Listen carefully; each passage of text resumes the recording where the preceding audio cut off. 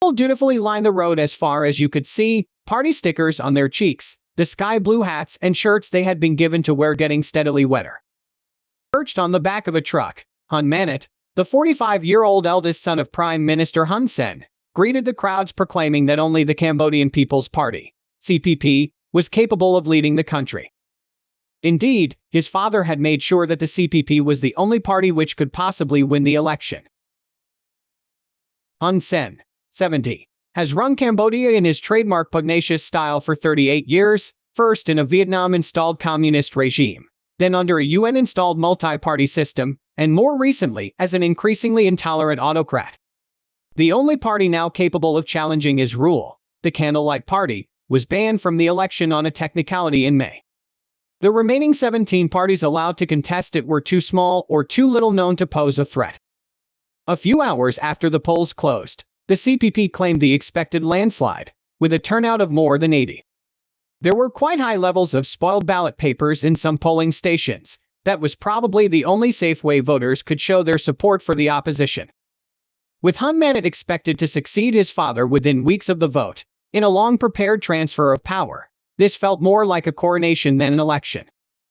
"I don't think we can even call it a sham election," says Musachua, an exiled former minister and member of the CNRP, another opposition party banned by the Cambodian authorities in 2017.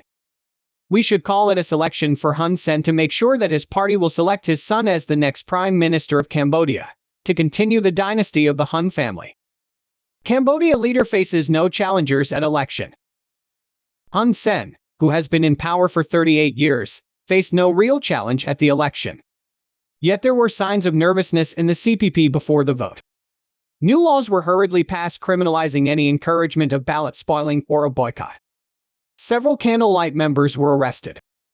Why was the CPP campaigning so hard, against no one in this election with no real opposition?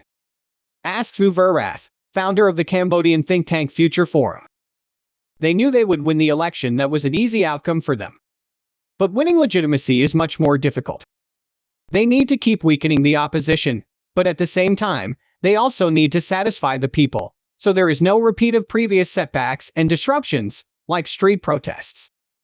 Hun Sen is one of Asia's great survivors, a wily, street-smart politician who has time and again outmaneuvered his opponents.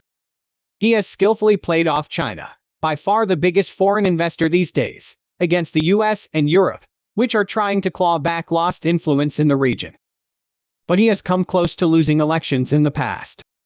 He is still vulnerable to rival factions in his own ruling party, and to any sudden downturn in the Cambodian economy which could sour public opinion against him.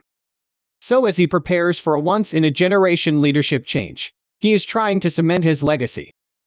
A short drive north of the capital, a 33-m high concrete and marble monolith was built recently, which he calls the Win-Win Memorial.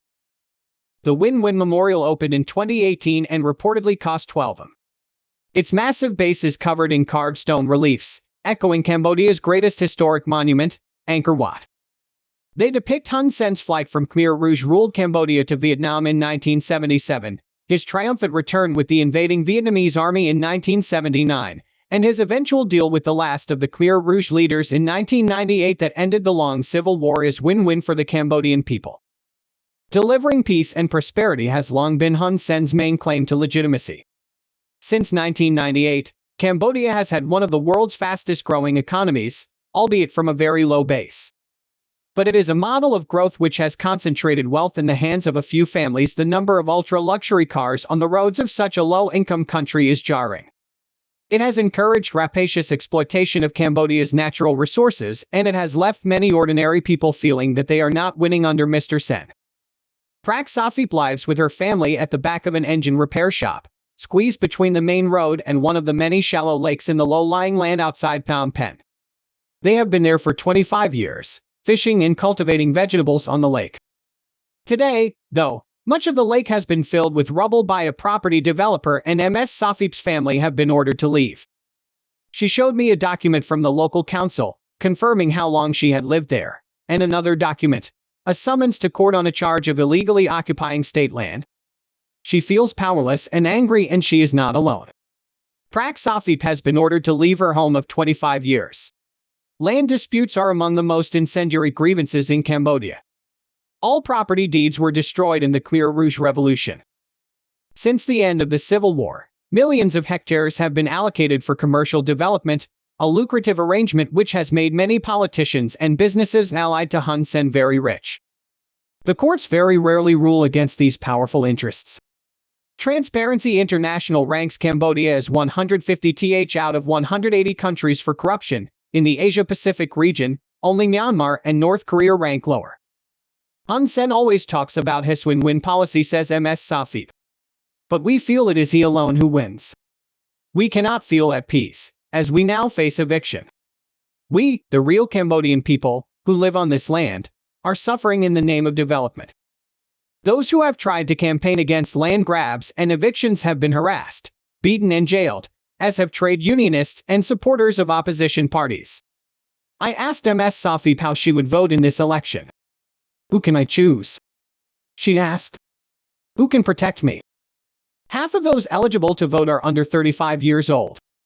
The CPP has tried attracting them by having Hun Manet and other younger party leaders run this year's campaign, with a slick social media strategy. But as most Cambodians have no memory of war or the Khmer Rouge, Lai Chundervuth, a 23-year-old law graduate and environmental activist, says the old CPP campaign points are no longer persuasive. Hun Manet's biggest challenge will be that my generation is very different from previous ones, who were traumatized by the Khmer Rouge, he says. Since I was a child, I have watched the ruling party reminding us of that tragedy, telling us that as they brought peace, we should support them. But that argument is less and less effective. Every time the ruling party brings it up, the young generation mocks them, because they have been repeating it for 30 years. Can Hun Manet modify the roughhouse, sometimes thuggish leadership style of his father to a softer and more subtle kind of rule? Despite his Western education, his years heading the army and his long apprenticeship, he has never yet held a top political office. With him, other princeling sons of Hun Sen's contemporaries, such as Defense Minister T. Ban and Interior Minister Sar Keng, are also expected to replace their fathers in the cabinet, a dynastic shift which keeps the levers of power with the same families, but in less experienced hands. The next few years could be a delicate, even dangerous time for Cambodia.